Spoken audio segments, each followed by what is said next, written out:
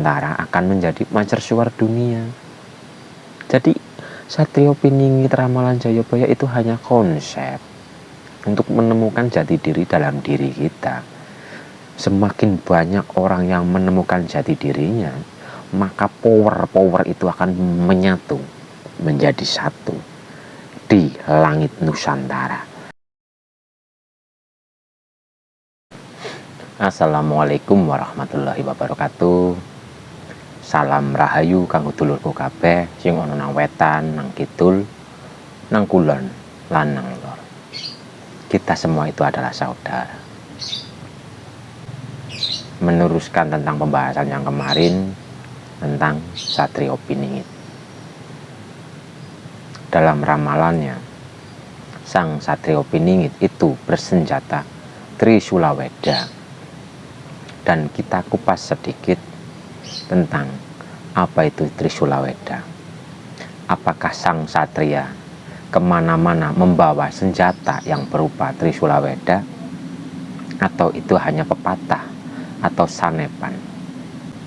Dan menurut pandangan atau pemahaman saya, Trisula Weda itu adalah sanepan atau perumpamaan. Trisula Weda mempunyai sisi 3, pinggir, tengah, dan pinggir. Itu hanyalah perumpamaan, karena jiwa satria itu mempunyai 3 sifat: sabar, ikhlas, dan berserah. Atau terserah Anda, akan diartikan mungkin lurus, jujur, adil juga bisa, karena setiap pemahaman itu berbeda-beda.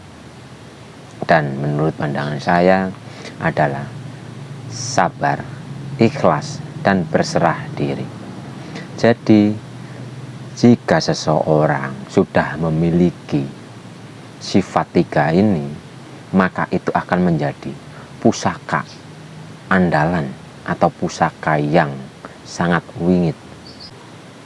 Jadi Trisula Weda itu hanyalah perumpamaan, yaitu sifat Satrio Piningit.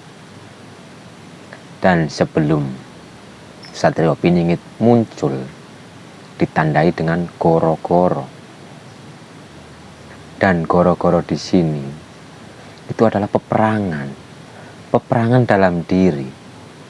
Karena seseorang yang mencari jati dirinya sudah pasti akan menemukan atau menghadapi peperangan dalam diri.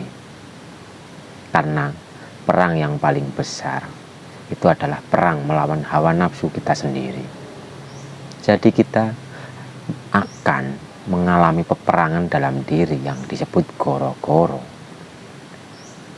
Atau dalam luar diri, disengaja atau tidak disengaja, kita akan mengalami sesuatu yang mungkin menyesakkan dada, yang mungkin membuat kita bingung, membuat kita merasa tidak nyaman.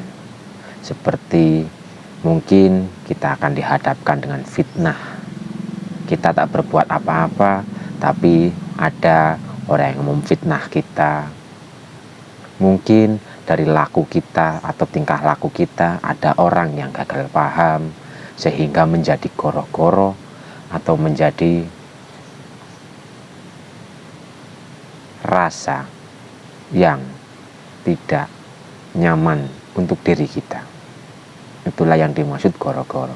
Jadi kita harus mencari satrio yang ada dalam diri kita, karena diri kita itu adalah jagat alit. Dalam film perwayangannya Bima Ngaji, Bima memasuki ke dalam diri raga ini. Ternyata diri raga ini itu adalah alam semesta.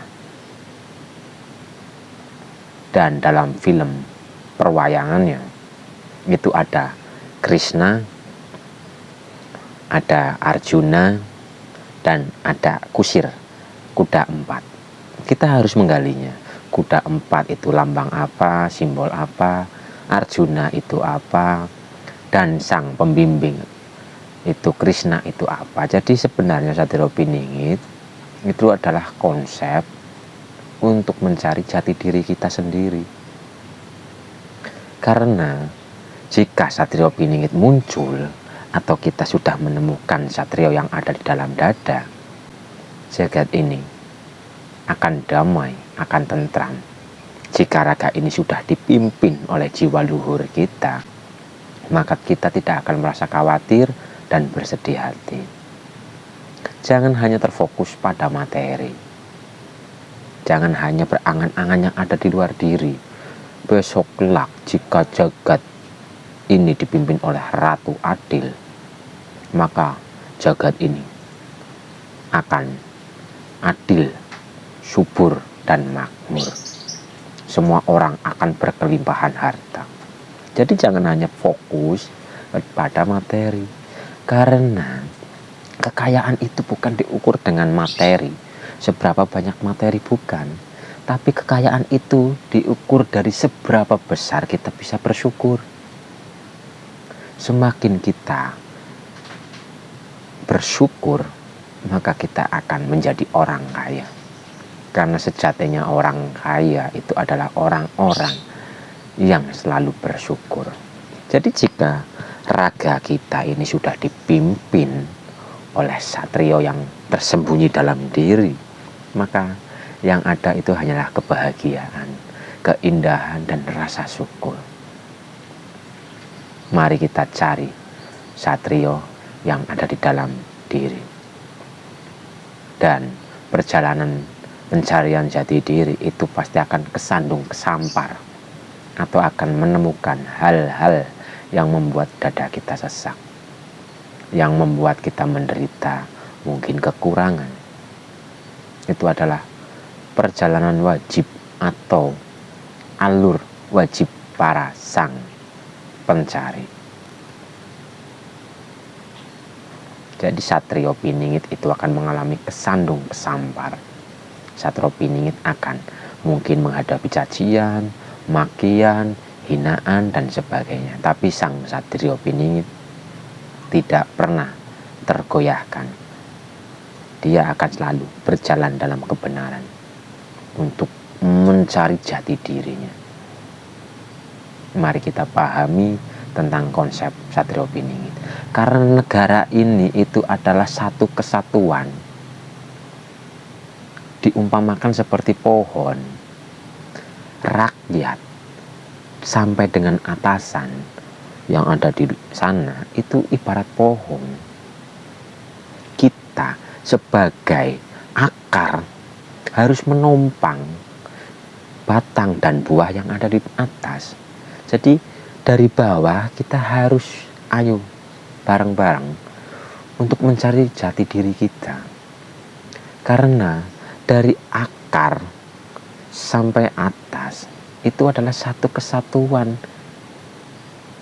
yang akan mengumpulkan energi begitu dahsyat sehingga Nusantara akan menjadi mercusuar dunia. Jadi satrio piningit ramalan Jayabaya itu hanya konsep untuk menemukan jati diri dalam diri kita. Semakin banyak orang yang menemukan jati dirinya, maka power itu akan menyatu menjadi satu di langit Nusantara. Jika langit Nusantara ini sudah terkumpul energi para kesatria-kesatria, maka negara ini pun akan memunculkan pemimpin yang berjiwa luhur, pemimpin yang berjiwa adil.